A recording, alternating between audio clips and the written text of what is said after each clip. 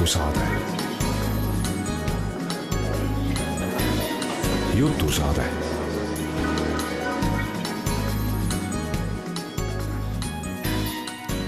Tere hommikust! Kui aastas on üks hea jutuvestmise aeg, siis nüüd on see küll kätte jõudnud, sest hommikust kuni õhtuni ja õhtust kuni hommikuni on ühtviisi pime, on justkui nagu videvik, kui te praegugi aknast välja vaatate, siis tõesti, niisuguse ilmaga on mõnus jutustada ja mõnus kuulata. Jutusaates täna hommikul Margit Kilumets ja minu külaliseks naine, kes just täna mõne tunni pärast esitleb oma raamatut, mis kannab pealkirja Taevas ja maa. Tere hommikust, Hille Karm! Tere hommikust! Kuidas sulle meeldib niisugune pidev videvik ja olgu kuulajale jälle kohe öeldud, et ei tule sellest teietamisest midagi meie vahel välja, kuigi see oleks viisakas, sest oleme elu jooksul kokku puutunud ja sellepärast tuleb ka see tänane saade sina vormis. Aga tuleme selle videviku juurde tagasi. Mulle meeldib see väga, ma olen selles mõttes täiesti isemoodi inimene. Ma armastan pimedust, millest paistab läbi selline valgus, mis teeb südame soojaks ja rõõmsaks ja see valgus hakkab tulema minu meelest juba kuskil septembri alguses, sügis on üleüldse mu lemmikaastaaeg ja siis see valgus muudkui läheneb ja läheneb nii päriselt materiaalses mõttes kui ka kuidagi hingeliselt, kuni ta jõuab jõulupühadeni, mis on lapsepõlvest saadik mulle üldse kõige ilusam aeg aastas. Ja nüüd on see käes, eks ole? Jah, ja nüüd on see käes. Ja just eile käisime abikaasaga Reinuga Lagedil ühel väga armsal kontserdil, kus Lagedi koor ja Jõelähtme koor ja lapsed ka laulsid. Ja seal ühes laulus on ju nii kenad sõnad, et jõuluaeg on aasta pähkli tuum.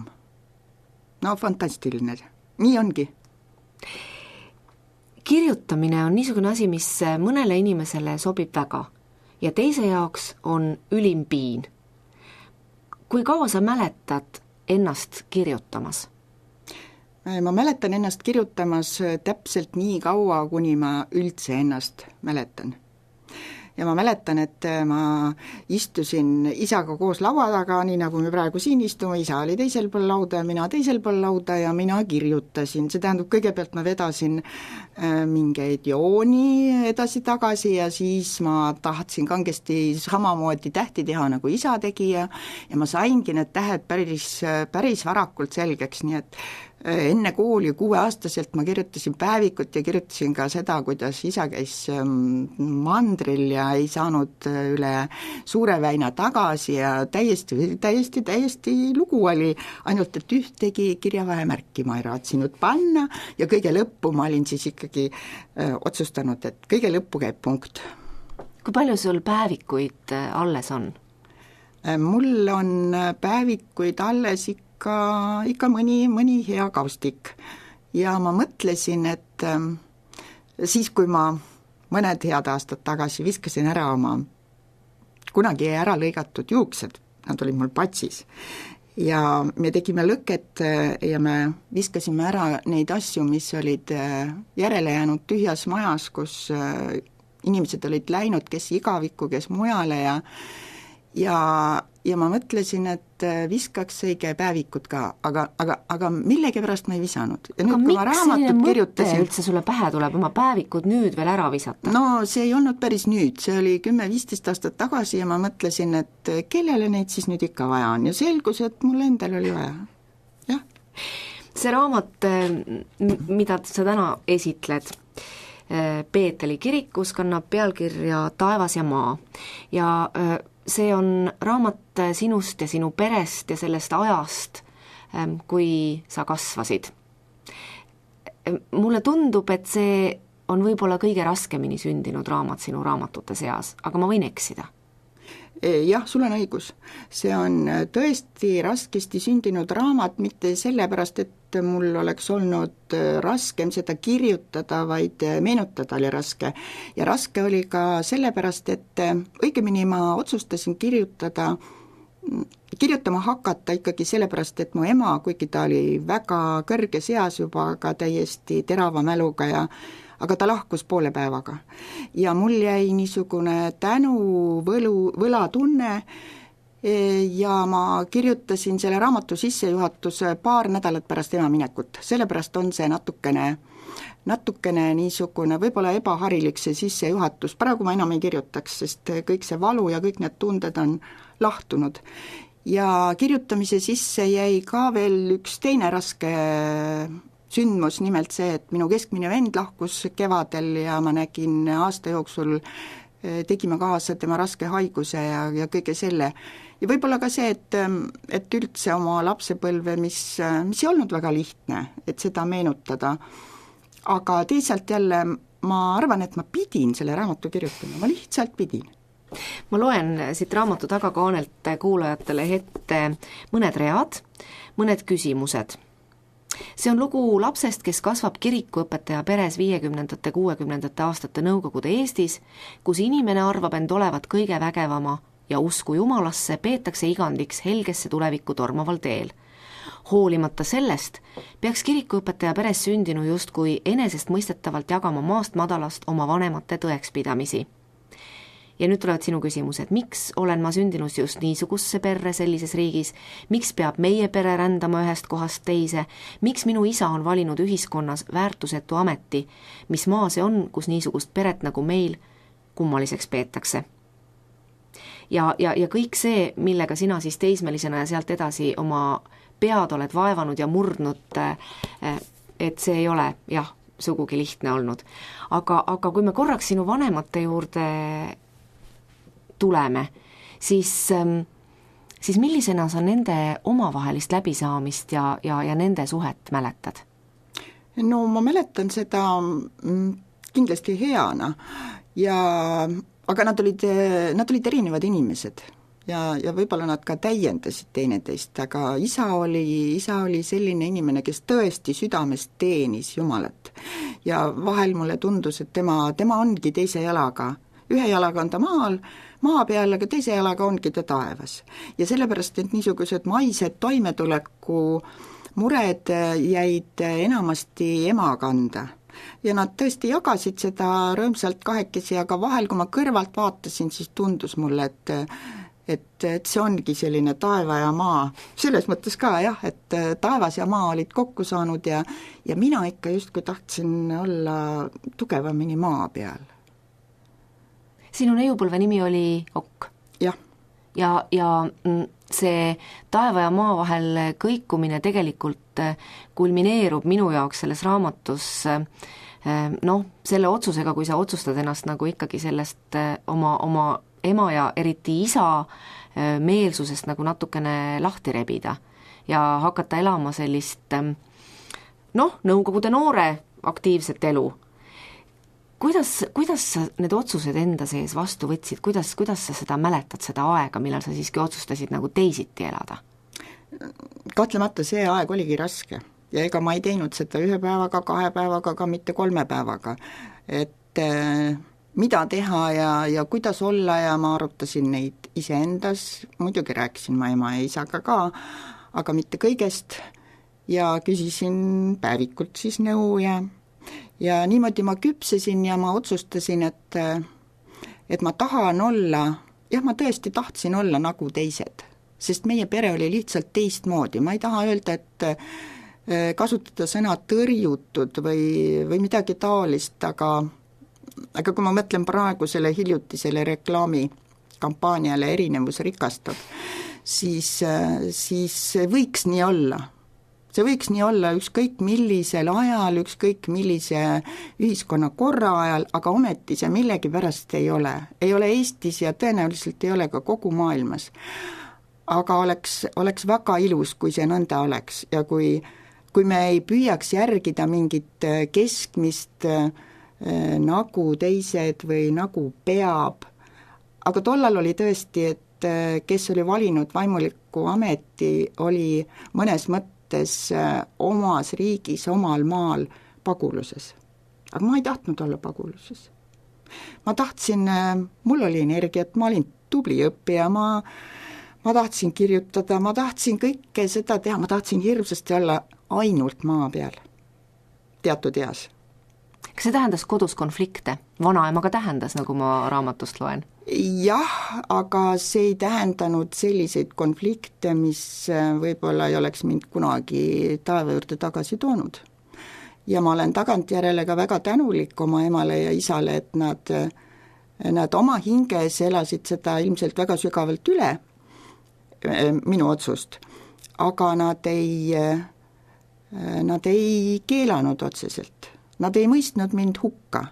Ma pidin selle kõik ise läbi tegema ja ma pidin jõudma, küll väga pikkade aastate pärast, ma pidin jõudma selleni, et ma seisan näiteks täistaeval ja ma mõtlen ja ma saan aru, et mida rohkem ma olen koolis käinud ja mida targemaks ma olen saanud, siis see ei aita mind vastata küsimusele, kas ma kõike tean. Ei, on mingid metafüüsilised seaduspärasused, mis ei ole kogemuslikud, aga mis puudutavad just nimelt seda elu kõige sügavamat osa. Ja nende kohta ma ei saa öelda, ükskõik kui tark ma olen, ükskõik mitu kooli ma olen cum laude lõpetanud, ma ei saa vastata, jah, ma tean kõike. Ma pigem vaatan taevasse, ma tunnen, kui väike ma olen selle täistaeval ja ma tunnistan endale, et mina olen inimene ja ma ei saa kõike teada. On see raamat, Hille, natukene nagu niisugune lunastusraamat, natukene nagu indulgents, mille sa oled ostnud, et nagu, ma ei tea, lunastada võib-olla mingit süüd oma vanemate ees? Võib-olla mitte lunastus, aga ma kord juba mainisin, et kuidagi ema rääkis palju viimastel aastatel. Ta oli 90 aastat vana juba, aga me elasime koos ja ta rääkis palju ja ta tahtis palju rääkida, aga mina, kes ma siis ikkagi olen väga tugevasti maine ja maa peal inimene, mul lihtsalt ei olnud aega teda kuulata ja kui ta siis nii äkki läks, siis mul tekkis selline tunne, et miks ma ei ole neid lugusid, ise ju kirjutaja, miks ma ei ole neid lugusid järele jätnud. Ja ma kord juba ütlesin ära selle raamatu kirjutamisest ja siis, kui ema läks, siis ma mõtlesin, et selles mõttes on sul õigus jah, et ma tahtsin neid ema lugusid natukene kirja panna, iseenda kaudu, sest emaga ju olen, iga laps on emaga hästi tihedalt seotud. Kui me kohtadest räägime geograafilises mõttes, siis sul on 2 olulist paika Eestis, just kui me lapsepõlve ja noorust silmas peame. Need on Saaremaa ja Risti kirik Harjumaal. On see Harjumaa? See on Harjumaa ja ametlikult koha nimi on ka Harju-Risti, sest meil on Eestis teine Risti ja võib-olla veel mõni. Aga läheme korraks sinna Saaremaale, kus möödus see helgem pool sinu lapsepõlvest, mida sa mäletad valgete tubade ja kõrgete lagedega kohana. Millised need aastad seal Saaremaal olid ja milliseid kogudusi su isa toona teenis? Me elasime Kuressaares ja isa teenis ka veel Kaarma, Jämaja ja Anseküla kogudusi. Aga Kuressaares me elasime ja Kuressaare kirikust ongi mul niisugused väga armsad esimesed mälestused, see kirik oli nii hele mu meelest ja seal oli ja on praegugi, altari kohal on Jumala silm. Ja see on minu jaoks olnud läbi elu isemoodi iseralik sümbol, et isegi siis on ju imestatud, et kuidas siis mina niisugusest perest pärit valin äkki Nõukogude Eestis ajakirjanikuks olemise ja saamise ameti. Aga üheks põhjuseks on see, et mulle tõesti meeldisid sõnad lapsest peale. Ma istusin seal teisel pool lauda isaga koos ja ma mängisin sõnadega ja ma mõtlesin, et huvitav, et sulepea, et kas siis nüüd, kuna sulel on pea, tollal ju olid sulgedel pead, siis sulg on kindlasti tark ja sellepärast tulevad sule alt nii targad ja toredad mõtted. Ja teiselt poolt ma lootsin võib-olla ka idealistina, et hea sõnaga on võimalik ükskõik millisel ajal ka imet teha. Ja ma ei trüginud, ma ei tahtnud minna päris ajakirjanduse eesliinile tollal. ja miks ma ei tahtnud, vot nüüd ma jõuan uuesti tagasi selle Jumala silmani, mis mind on eluaeg saatnud, et kui ka sellel ajal, kui inimesed ei tohtinud olla usklikud ja kui kasutati kõnepruuki, et see keegi tabati laulatuselt või see keegi tabati jõulukirikust, siis sellisel ajal saatis mind ikka ka see Jumala silm. Ja saatis niimoodi, et ta vaatas, hoidis ja kaitses, aga teiselt poolt ka keelas. Ja kui ma endalt pidin küsima, et oi, väga hea tööpakkumine, et kas ma sinna võiksin minna, siis ma mõtlesin ja siis ma sain aru, et ma ikkagi ei lähe sinna, sellepärast, et seal ma ei saa olla niigi palju vaba, kui ma saan olla ühes väikeses ajalehes töötades, kui ma ei ole päris eesliinil. Ja see silm on sul kaasas sealt Kuressaare Laurentiuse kirikust? See silm on mul kaasas, ja loomulikult ta ei ole mul kaasas talismanina, aga ta on nähtamatu talismanina mul kaasas ja võib-olla ma olen talle endale välja mõelnud, silm on muidugi olemas seal, aga südames ma tunnen, et ta on minu jaoks olemas. Siis sellest ajast peale, kui ma olin umbes 3-4, istusin seal valges heledes Kuressaare kirikus ja see oli hästi armas aeg. Saarlased ei võta väga kergesti inimesi omaks, neid, kes mandrilt tulevad. Kuidas sina mäletad suhtumist endasse ja oma peresse? Ma mäletan seda küll väga heana ja ma ei mäleta ühtegi korda, kus oleks tekkinud vähemalt laste vahel mingit arusaamatust või konflikti.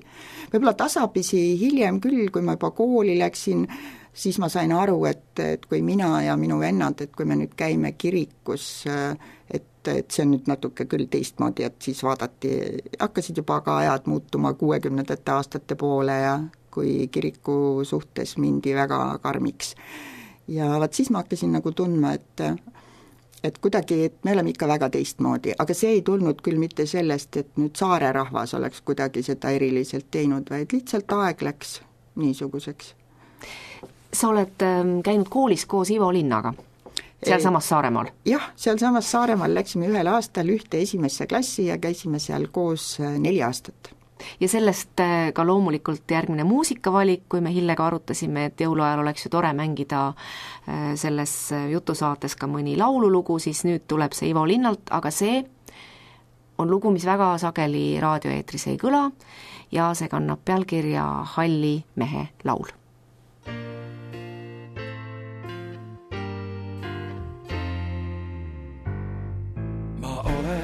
Otsustanud minna tagasi, kus terve öö ma ärkamata magasin. Veel veidi veel ja siis sinna, kus sai otse kärjest süüa mett, sinna, kus sai otse kraavist juua vett. Veel veidi veel, veidi veel ja siis veel koputada tahan selle ukse eest, kus kunagi ma seisin, süda peksis sees. Veel veidi veel ja siis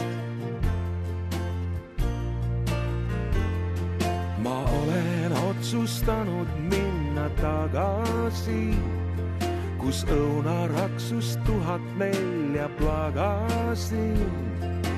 Veel veidi veel, veidi veel ja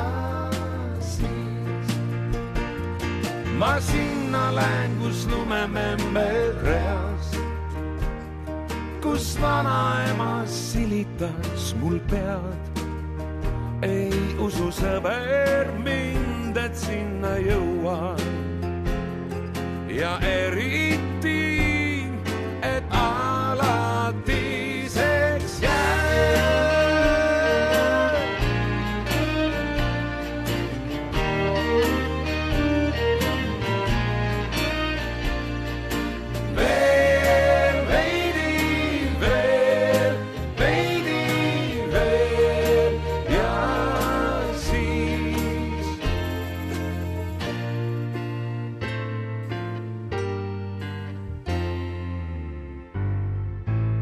tahan näha, kas veel ikka alles on seal kuuseladvas minu väike salaann.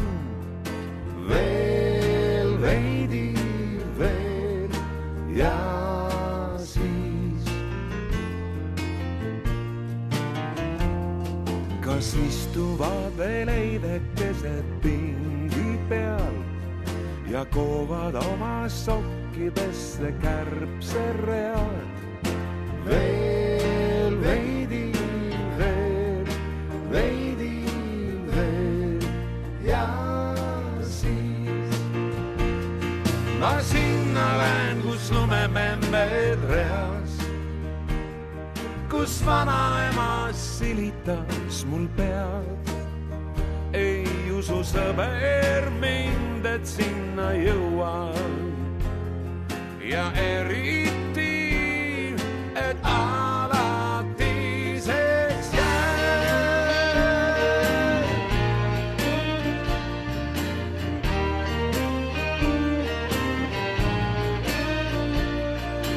Veel veidi veel, veidi veel ja siis. Kell on täpselt 12:30, meile laulis Ivo Linna ja jutu saates täna hommikul Margit Kilumets ja minu külaliseks Hille Karm. Kui me tuleme sealt heledalt Saaremaalt nüüd siia teise kanti, olulisse sulle väga Harju Ristile, siis see oli see aeg, kus sinust sai murdeealine ja murdeealise sees hakkavad lained vahutama ja mässama ja sinus tekkis selline mäss ka oma kodu suhtes, et mina lugesin sellest peatükist välja isegi seda, et sa häbenesid oma kodu. Jah, võib-olla mitte kodu kui sellist, mitte kodu kui sümbolit, vaid neid 4 seina, mille vahel me pidime elama, sest me läksime Harju Ristile ja oli 60. aastate algus ja just see aeg, kus ilmselt algas Nõukogude Eestis kõige hullem aeg usklikele inimestele. Ja koguduse maja, Risti koguduse maja oli äsja kohtuga ära võetud koguduselt ja me saime seal natukene aega olla ja siis me lihtsalt, isa leidis oma otsimiste järel, pikkade otsimiste järel ühe vana talumaja, kus me siis saimegi peavarju. Ja mulle oli täiesti arusaamatu, et kuidas see on võimalik. Siia tuleb õpetaja, kellel on 4 last ja mitte kedagi ei huvita, kas tal on koht, kus ta saab elada. Ja võt sellel hetkel see taevas ja maa, kui me jälle läheme taeva ja maa juurde tagasi, siis mulle tundus, et kuidagi see maa on ebaõiglane taeva suhtes. Et miks maal juhtuvad sellised asjad ja miks ei ole rahu maa peal inimestest hea meel, nagu jõuluajal öeldakse. Aga me saime hakkama, jah. Me elasime seal, mina sain seal elada küll ainult mõne aasta, sest ma läksin edasi Keilasse kooli, aga ema oli meil ju väga töökas taluperest pärit ja me kõik hakkasime tegema tööd ja veel kord tööd, käisime kolhoosi põllul ja me tulime toime. Ja seesama Harju Risti kirik on nüüd tagantjärele sulle väga armas koht, sa oled aru saanud, kui ajaloolises mõttes, kui väärtuslik ja kui oluline ta on ja sa käid seal hea meelega? Jah, ma käin seal hea meelega ja ma käin ka selle põhjusel, et mu ema ja isa mõlemad puhkavad Risti kirik aias. Ja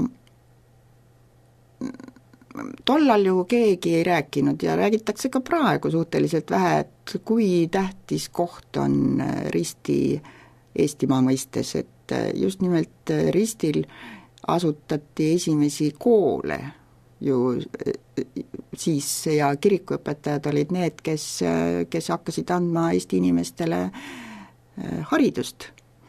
No tollal muidugi loomulikult kellelgi ei tulnud pähe selle peale mõelda, veel vähem rääkida, aga ka praegu on see kahtlemata väärtus, mida me võiksime iga päev meeles pidada ja sellest rohkemgi rääkida. Aga Keila periood sinu elus, ma saan aru, et kui ma kella vaatan, et me kõigest ju tänase saate jooksul rääkida ei jõua, aga ka see on sulle oluline?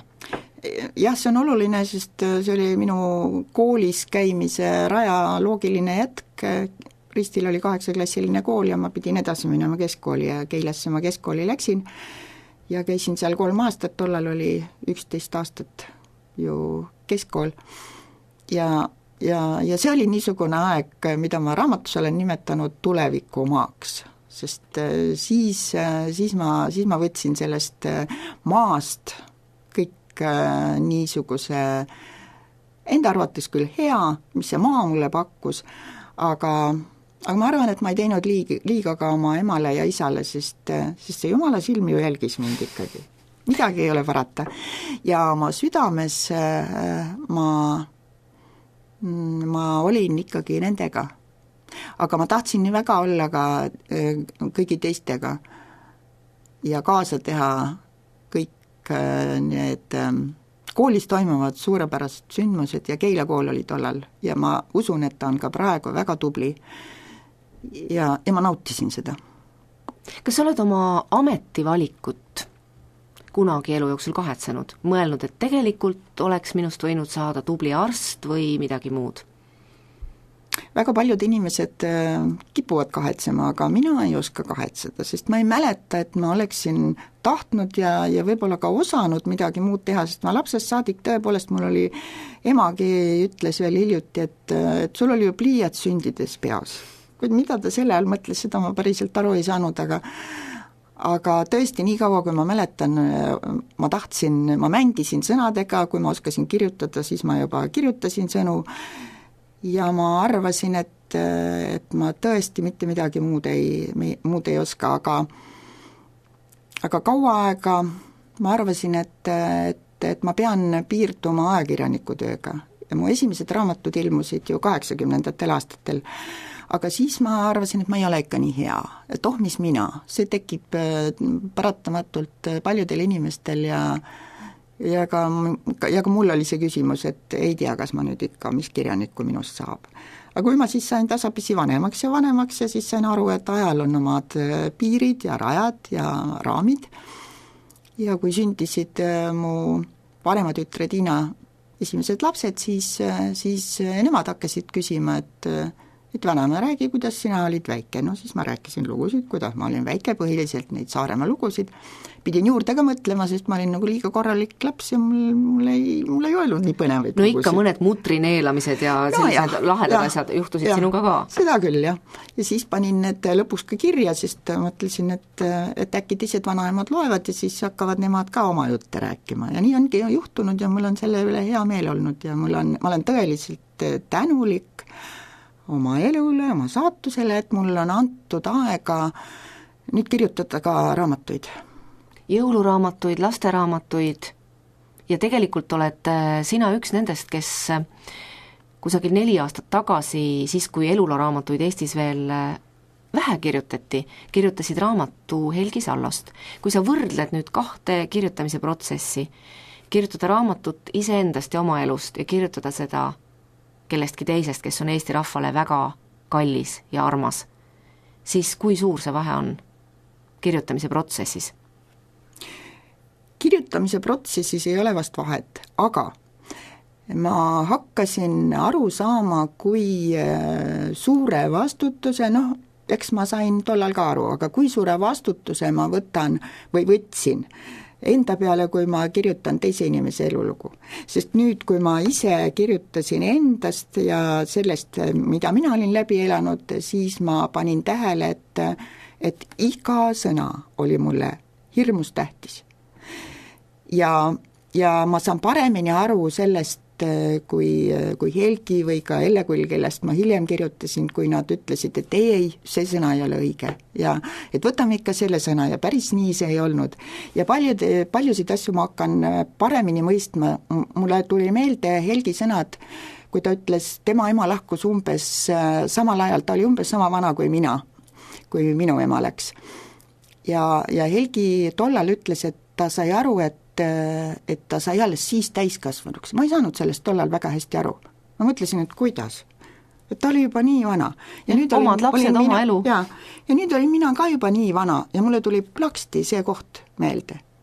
Et jah, ma kirjutasin selle sinna ka Helgi raamatusse, aga mis tunne see tegelikult on, sellest sain ma alles nüüd aru, kui ma oma raamatut kirjutasin ja praegu ma mõtlen, et ma ei tea, kas ma julgeksin võtta kellegi eluloo kirjutada veel. Selline tunne on. No praegu on eluraamatute buum juba viimased 2 aastat. Mulle isegi tundub, see on minu isiklik arvamus, et see žanr kui selline on natukene kannatanud selle buumi käes, ehk et selle elulooraamatu hind on nagu devalveerunud või kaotamas oma väärtust, sellepärast et neid on lihtsalt nii palju ja sageli kirjutatakse neid ja kirjutavad neid ka inimesed, kellel tundub, et nagu polegi väga palju öelda. Et kas on mingeid niisugusi elulooraamatuid, mida sina oled lugenud viimastel aastatel, mis sulle on tõeliselt sügava mulje jätnud? Võib-olla ma olen natukene laiemalt mõelnud elulooraamatu ja nende väärtuse üle ja ma olen kõrvutanud tihtipeale elulooraamatuid ja kokaraamatuid. Kokaraamatuid on meil ka väga-väga palju ja millegipärast harvemini räägitakse, et meil on kokaraamatuid liiga palju, vaid pigem me räägime, et meil on elulooraamatuid liiga palju. Iga raamatu väärtus on peale selle, millist materjali või lugu ta endas sisaldab, veel ka see, kuidas ta kirjutatud on, see on tõesti nii. Aga minu meelest ei saa Eestis elulooraamatuid olla liiga palju. Sellepärast, et meie oleme eestlastena omavahelises suhtlemises küllaltki kidakeelsed. Ja just need kirja pandud lood. Ei saa öelda, et kellegi elu on halvem või kellegi elu on parem või keegi on väga kuulus ja sellepärast on tema elu põnev. Jah, see tõepoolest on põnev lugeda, aga kirjutada saab väga põnevalt ka täiesti nõnda öelda tavalise inimese elust. Ja kui me siis loeme neid elulooraamatuid, siis me justkui saaksime omavahel kokku ja me nagu suhtleksime omavahel. Ja kuna meie rahvast on nii vähe, siis minu meelest ma olen mõelnud vähe võib-olla naljakalt selle enda jaoks selgeks, et miks meil elulooraamatutel on siiski väärtus. Ja olen kõrvutanud ka tõsielufilme ja mängufilme. Et seal tehakse kindlasti selge vahe, et mängufilm on see, tõsielufilm on see, preemiad antakse ka erinevates kategooriates, aga meil tihtipeale püütakse elulooraamatuid kõrvutada romaanidega. Ja leitakse, et nad ikka ei ole piisavalt head romaanid. Aga eluloraamat ei saagi olla päris romaan. Aga sa ei vastanud selles mõttes mu küsimusele, et kas on mõni raamat siis viimasest ajast, mis sulle eluloraamatute žanris tõesti väga on mõjunud? Sest nad ei ole kõik ühtviisi hästi kirjutatud, sellega sa pead ju leppima. Nad ei ole kõik ühtviisi hästi kirjutatud ja võib-olla ma jäängi vastuse võlgu praegu, sest ma olen olnud viimasel ajal liiga selle oma raamatu sees. Ja ma olen küll lugenud aga ma ei ole suutnud oma elust välja tulla ja mul on raske hinnata.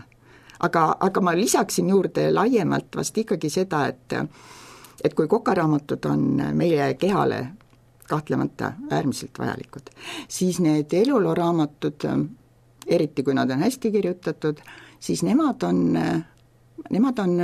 niisugune kirjavara, mis võib-olla toidab meie hinge, sest mulle tuli meelde mu vanaema, kes luges pühapäeviti ja muidu ka igal argipäeva hommikul selliseid vaimulikke leivapalukesi, niisugune raamat oli, kus olid siis piiblisõnad sees.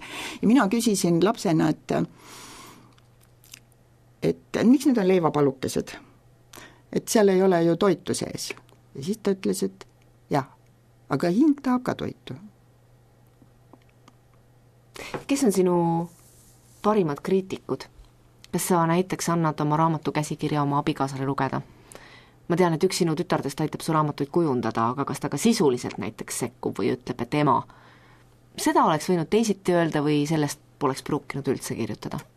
Ja mu noorem tütar Reet, kes on õppinud sisearhitektiks, tema joonistab ka ja loomulikult ta ei saa pilte teha minu kogu pere raamatutele ja lasteraamatutele, kui ta ei ole neid läbi lugenud. Ja vahel mõne koha peal ta on öelnud küll, et ma teeksin sellise pildi, et võib-olla see jutt peaks olema natukene siis niisugune, et ta selle pildiga paremini kokku käiks.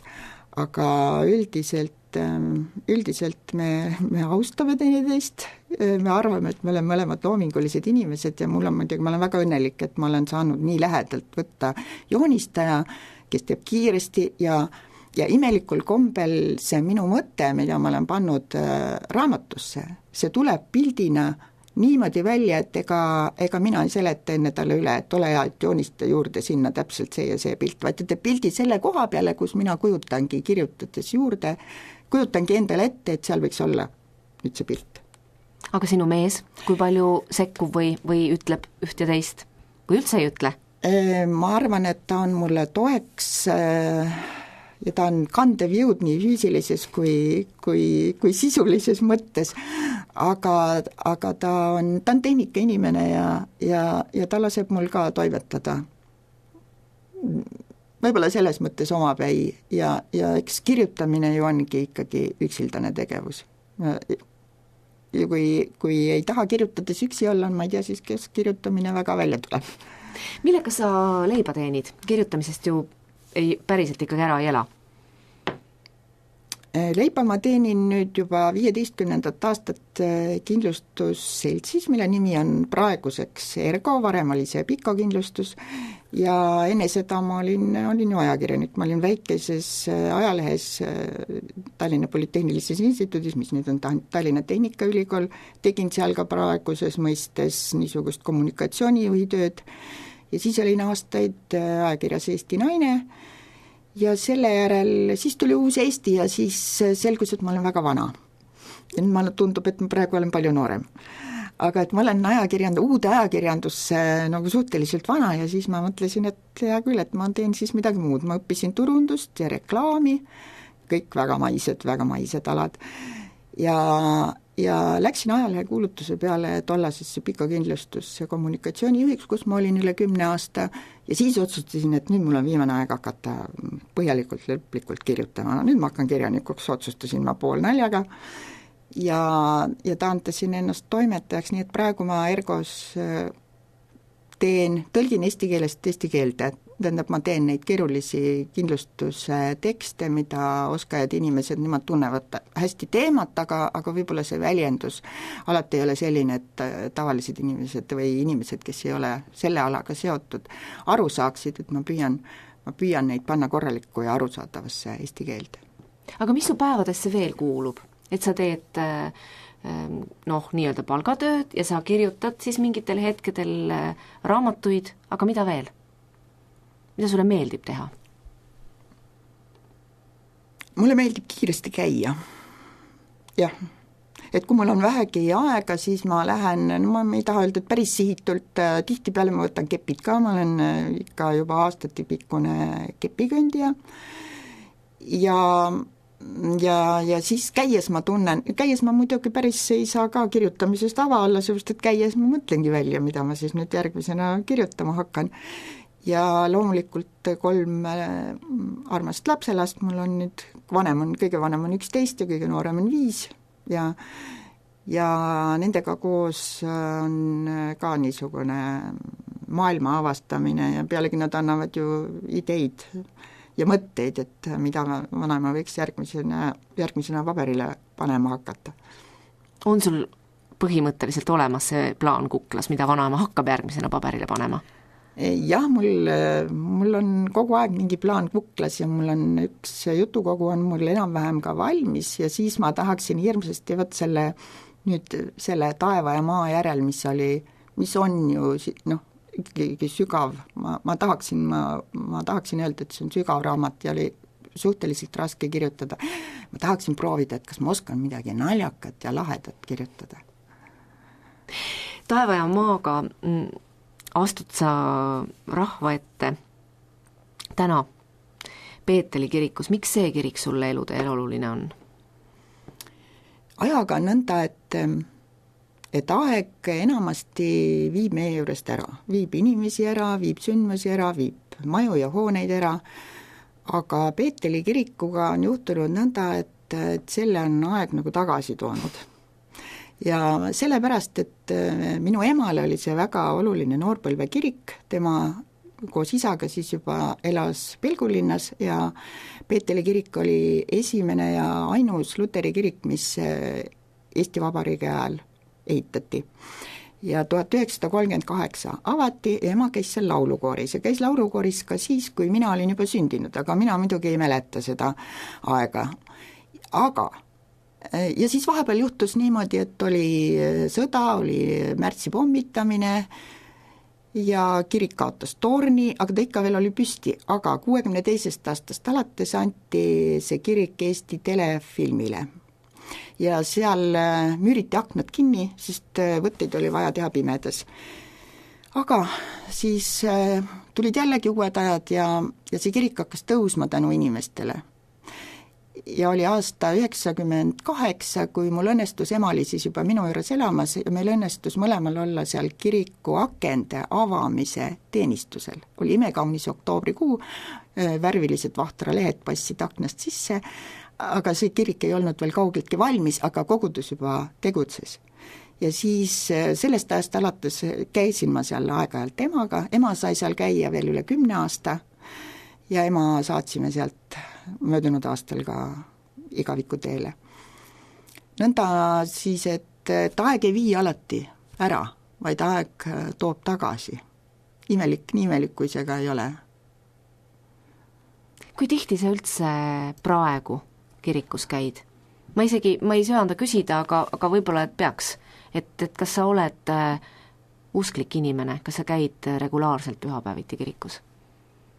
See on nii kummaline küsimus, mis alati küsitakse, et nagu usklik inimene peaks regulaarselt kirikus käima. Mina arvan, et ei pea. Ma lähen siis, kui ma tunnen seda vajadust. Ja ma ei oska isegi kirjeldada, kuidas see vajadus tuleb. Aga see tuleb mõnikord väga selgesti ja kui ma lähen nõnda öelda enda jaoks valel ajal, siis ma tunnen, et see on formaalsus. Ja ma ei taha seda, ma tahaksin ja ma tahan minna siis, kui ma tõesti tunnen ja mida ma viimasel ajal tõeliselt naudin, on koraalide laulmist. See on siis kiriku laulu- ja palveraamatu laulude laulmist, sest paljud tulevad need mulle ka lapsepõlvest tuttavad ette. Ja kindlasti on inimesed on erinevad. Paljud tahavad igal pühapäeval kirikus käia ja see on ka väga kena ja väga armas. Aga ma olen pigem see tüüp, mulle tuleb siinkohal meelde Anna Haava luuletus, tal on üks niisugune luuletus, kus ta ütleb, et nüüd tahan üksi olla oma Jumalaga. Et mina tahan ka tihtipeale üksi olla ja samas ma saan aru ka oma elu meenutades, et inimesed enamasti peavadki leidma selle vajaduse minna kirikusse või olla Jumalaga üksi, kus tahes, ise.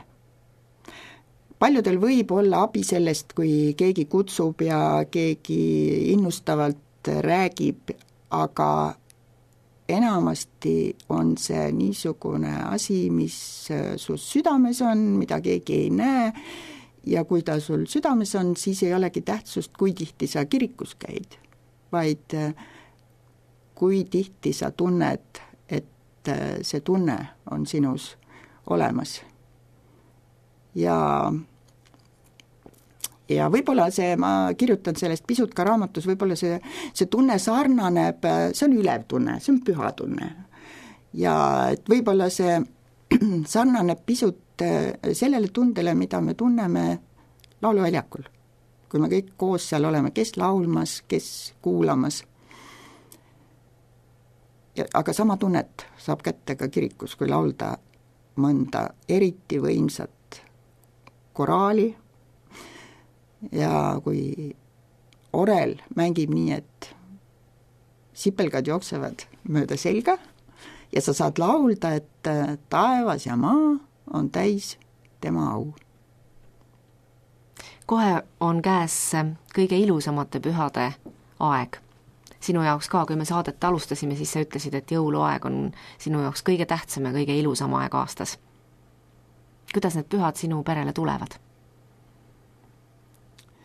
Need on armsad pühad ja nad on alati oodatud. Lapsed on juba suured ja ma arvan, et ei ole tähtis, et igal jõuluõhtul oleksid kõik sugulased koos.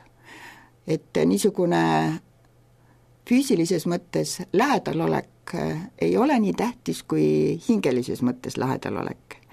Ja mõningatel juhtudel isegi, kui su armas inimene on kaugemal ja sa tead, et tema mõtleb sinule ja sina mõtled temale, siis on see hingeside on väga oluline, et kui praegu enne jõule väga rõhutatakse seda, et see on perepüha ja et pere peab isegi koos olema ja siis ma alati mõtlen, et kui nüüd on inimesed, kellel peret ei ole ja nad tunnevad ennast üksikutena, et kuidas nad ennast tunnevad, kui valdavalt kuulevad igalt poolt, et see on ainult perepüha, see on perepüha, aga on ka nii, et kui me jõuame selle jõulude tuumani, kui me koorime ära kõik, kas siis pähklikoore või mingi muu koore, mis seal ümber on, seda, mis seal ümber on, me näeme iga päev. Ja kui me jõuame tuumani, siis me saame aru, et see jõulude tuum on just igaühele inimesele enesele tähtis ja kõige tähtsam, et see jõulude tunne on sinu enese südames. Aitäh, Hille Karm! Me rääkisime täna asjadest taeva ja maa vahel ja meie tänast jutusaadet jääb lõpetama ka üks sulle väga oluline laul. Jah, ma avastasin selle alles hiljuti, see on värske plaat Mu südames on pühapäev, nimilaul on Anna Haava luuletuse sõnadele ja seal laulab Kaarli kiriku naiskoor, mida juhatavad Marika Kahar ja Monika Klaas, aga see on hästi lühike laul ajast ja lõpeb sõnadega, kes aega kasutab, on tark, sel laubal igaviku märk. Hästi sügavad sõnad, millest esialgu ei saagi aru, aga mõtleme siis koos. Aitäh kuulamast ja ilusat jõuluootust teile kõigile!